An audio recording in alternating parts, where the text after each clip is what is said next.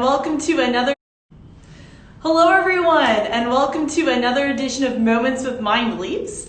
My name is Rebecca Davis, and I'm the founder and executive director of MindLeaps.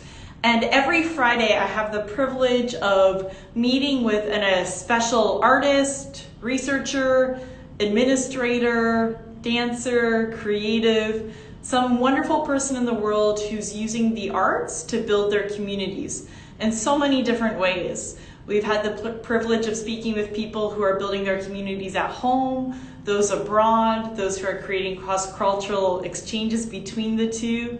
And it's my very favorite part of my job. And this week is especially exciting because we're going to be connecting with Lily Lovinger.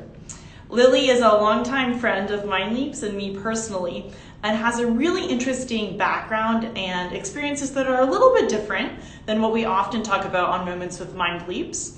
Lily has built a strong career in arts administration.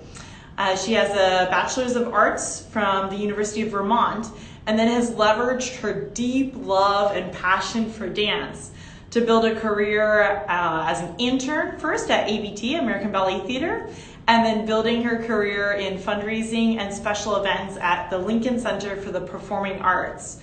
A very diverse career, and we've had the privilege of being a part of her story as she's been connected to MindLeaps and has been a huge support in volunteering and spearheading many of the different events that we've built for MindLeaps over the years. I see our friends from North Macedonia and Rwanda joining. Hello Bashir, hello Basiana. We're really happy that you're here with us today. And we are going to bring in our special guest. Lily, thank you so much for joining us. And I know that we have a lot to talk about, especially with this exciting event that we have on Sunday. Hi, Lily. Hi. I was just telling our guests that our experiences with you have wrapped around your experiences in fundraising and special events, but also, of course, your deep, deep passion for ballet and dance, and your time at Lincoln Center, and all of the things that have wrapped in between those different junctures for you. So thank you so much for joining Moments with MindLeaps today. Oh, thank you so much for having me. Okay, so Lily, share with our guests how exactly you maneuvered this puzzle of eclectic experiences to build a career. I know that you spent some time studying abroad in South Africa. You have a deep fascination for education and educational opportunities. But then I hear, and I think it's true, that dance is a huge passion in your life. And then you've pursued these different steps in building a career in arts administration. How did all of these things weave together for you? Yeah, you know, I danced for my whole childhood in ballet and through to high school, and also was involved with, you know, other performance activities. But in high school, I decided that I really wanted to have the full high school experience, and I wasn't going to be able to do that if I continued with my ballet classes. So I stopped doing that and got involved with drama club, and I was in student government, and also played field hockey for a few years. And I really kind of found all these other things that were filling my life. But when I went to college, I immediately started missing dance. And I had not chosen a college that had a dance program. That wasn't a priority for me. So I was trying to find dance in lots of interesting spaces, like a gym credit and community dance classes. But I was very lucky that in my sophomore year, University of Vermont hired an incredible guy named Paul Besaw to start a dance program there. And oh, wow. Yeah, so as soon as I could, I dove in and I got really involved, and that was a huge piece of the rest of my college experience. And Wow. It really opened my world, my dance world, because I had grown up in this very sort of narrow ballet focused curriculum. And now I was being challenged to think about everything but ballet, basically. And so not just movement and learning different styles, but also the history and the, you know, incredible canon of choreographers and composers and companies around the world. And I really dove in, and that was about the time that like YouTube exploded with dance videos, and it just became like I couldn't get enough. So And I It's remember, interesting. It's yeah, interesting how you talk about the singularity yeah, of kind of that career, which is so common, I think, especially in our country in the United States, and maybe is a little bit different in some of the other countries around the world, where really kind of like, you know, a professional athlete, you decide at a very early age, this is going to be the career. And it requires like this narrowness of thought, which yeah, is why I think it's so interesting when we have the chance to speak with someone like you, Lily, where you understand kind of that narrowness, and yet now you've applied it in like a much more broad context, yeah, but you understand still like that mindset. yeah, for sure. And, you know, and that wasn't all I was doing in college. I was also like, I wasn't my major. I was a political science major and an African studies minor. And so it was, you know, you know, had sort of two different focuses. But it was good to have that opportunity to really explore different ways in which dance could exist for me. And that was what happened, is even though I had planned to go sort of career wise into the national NGO space, all of a sudden I was being exposed to what a career in the arts looked like. And it wasn't just, you didn't just have to be a dancer, you know, you could be on the Yeah. admin side. And I had never thought about that before. So that's sort of how I started shifting into thinking about my career in that way. Well, the arts is very, very lucky that we didn't lose you completely to the world of international development. Although I feel like I should keep like switching hats. I should maybe say that the world of international development is about to steal you away from the arts. Well, look at MindLeaps is like the perfect, right? I mean, that's what was so exciting to me when I was introduced to MindLeaps, is the way that it just fits so many of my interests and my background together in an interesting way. So We once had a former employee say to me, you know, you don't fit in at MindLeaps unless you had a background in dance or the arts. And I like paused for a moment and I was like, well, I don't think it's that. I think it's like, I understood what he was saying. And I was like, I don't think it's that, but I think it's the fact that we work with creatives. So we work with people who come from this mindset that, you know, these abstract solutions and using our imagination helps us solve problems. And I have been pondering that question since then, wondering, does that mean that you had to have been an artist, or is it a skill set you can develop elsewhere? Yeah. yeah, no, I definitely, you know, it's hard. It's not, I can't say for sure, but I definitely feel like, especially moving into the niche that I ended up in for the last 10 years or so, which was special events. You know, it's, I mean, you could say it's choreography, infinite number of elements, you know, but it is Lots of tech understanding, like, rehearsals. yeah, it is understanding like the importance of all these different elements and problem solving and fitting things together in unique ways. And so I'm sure that that's in the mix, you know.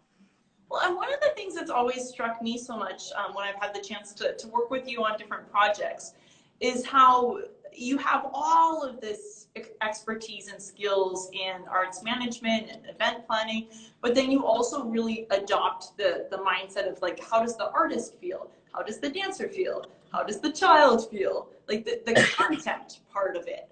And it seems like you're kind of able to like mix those 2 points of view together. I wonder what that comes from. If that comes from your own circle, which is so mixed between administrators and dancers, or how you're able to kind of understand all of those mindsets that go into something that's now exists on Zoom but used to exist in a theater. Right. I don't know. I think that I do approach my work from a very like empathetic starting point, and I do try to understand like what each person needs in the situation.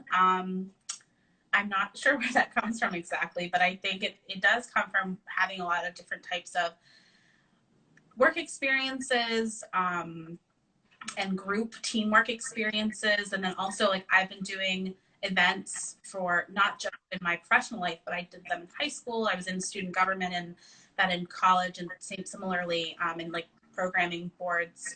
And just so sort of like seeing how different groups have different needs and understanding that and finding ways to make sure that, you know, we're connecting and, you know, making everyone feel like they're part of the effort. So, yeah. And that, like, that's exactly kind of maybe you've said it more clearly than I did.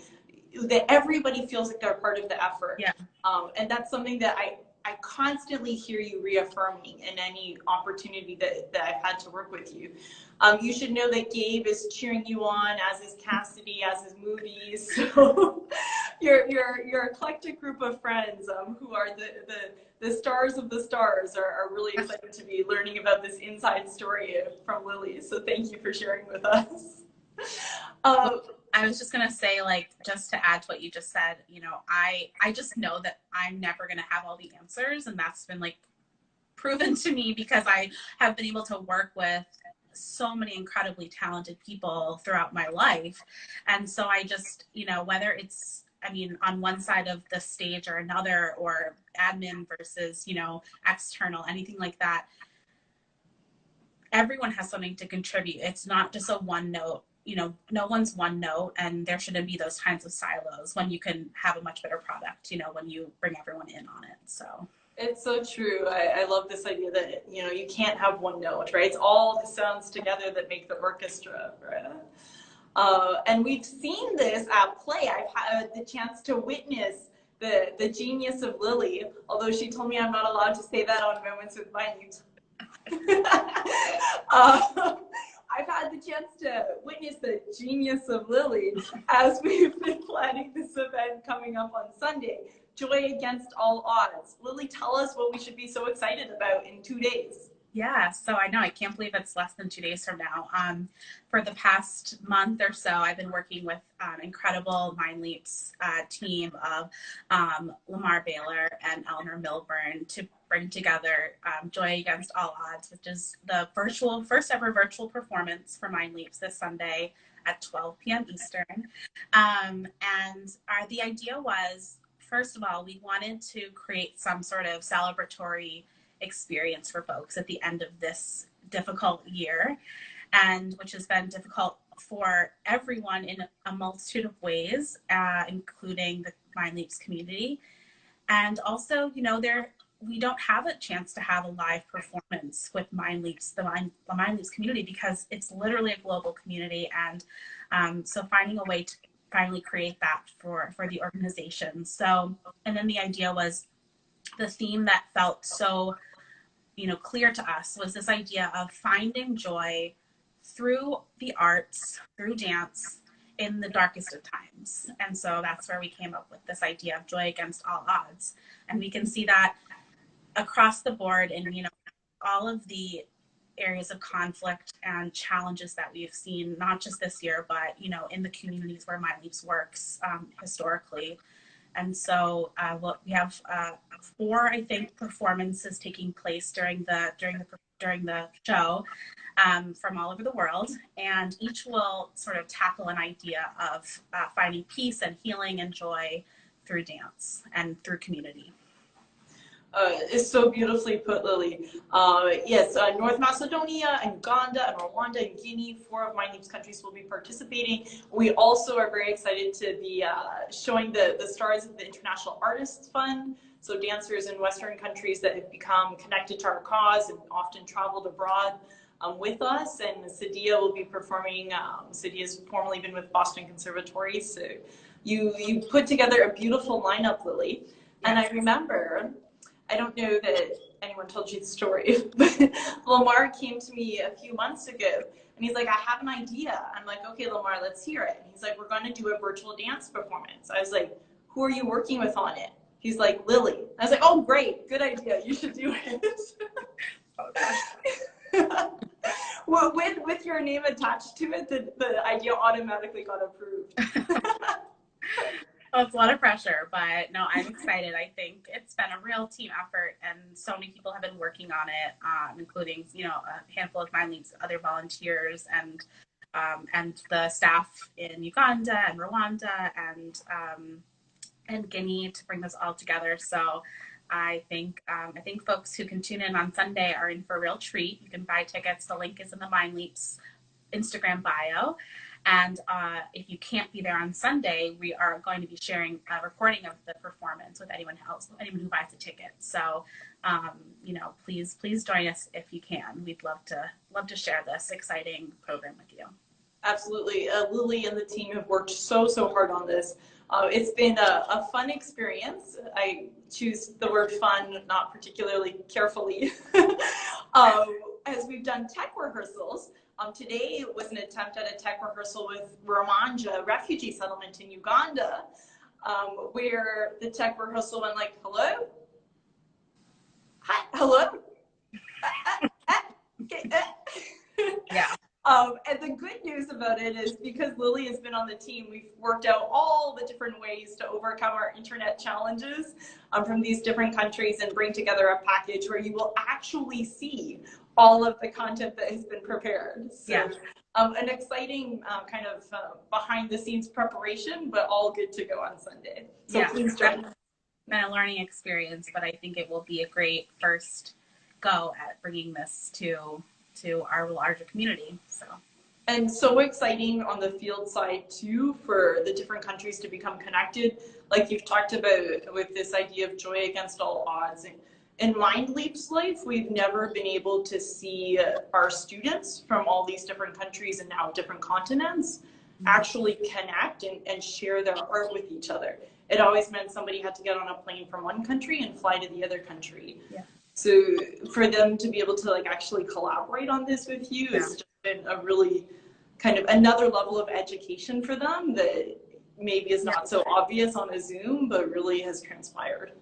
Well, that's been the theme of the past 10 months, I think, and I think that's something that, on the silver lining category of COVID, we have seen artists who will never be able to collaborate together doing so over the internet, over social media, over Zoom, finding new ways to bring their art to people that they couldn't reach before. There's an appetite now, a different kind of appetite for artists and for different spaces to experience the art. And that's been really powerful, I think. And we've seen just how important the arts are in times like these and for people all over the world. So yeah, absolutely. And like if we kind of take a step back or a step to the side and kind of look at COVID beyond kind of recognizing these strengths and these new collaborations that have found ways to emerge during these times,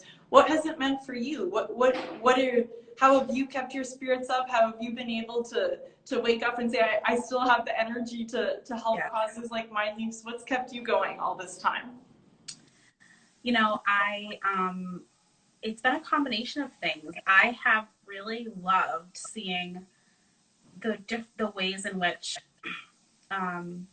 people from all different disciplines have found ways to like share their art, and I've totally like jumped on board and watched all of the shows that I can, whether it's streaming live or recorded, things like that. I've also, I uniquely had time this fall to jump into another area that I'm passionate about, which is our political system, and I got really involved with as a volunteer with the presidential campaign in early fall and trying to get voters registered and having a plan to vote. And so that was something that really I was able to find space to do in this time period. And yeah, just finding, making connection just a much bigger part of my life in different ways, and so that's been sort of how I've navigated this time. You can totally see from how you think about like the ways to leverage the time, that this idea of building the connections and the communities like in different ways, whether or not it's the political system or within the arts or within international, it all comes back to that first question where we talked about how did you put all of these different interests together in your life. And now it's really tremendous to see that during COVID you found ways to like nurture each of those parts of your life. Absolutely. Yeah. So that leads us to the really critical question. So now for these young people who keep saying like, but I'm interested in this, I'm interested in this, I'm interested in this. And especially what we hear more and more from dancers who are wondering like, if I commit to this craft, does that mean that I can't be exposed to these other experiences, these other people, these other ideas? Because of exactly what you talked about, right? That narrowness that the regiment requires at such an early age. Yeah. What would you share with this next generation, with these young people who are wrestling with those questions? Yeah, I think it's sort of, I am that person still, you know. That's why we want I'm still like, how do I fit all of my interests into one thing, you know? But what I've learned is that it doesn't all have to be in one thing. What you love doesn't have to be your job, or it can be your job. But there are other ways to get involved with things that you're passionate about. So I am a volunteer with MindLeaps, which is such like a gift for me because I get to work with amazing people in support of an organization that is doing work that I feel really passionate about and that I feel like is making such a big difference in areas that, you know, I want to be, you know, having an impact in some way.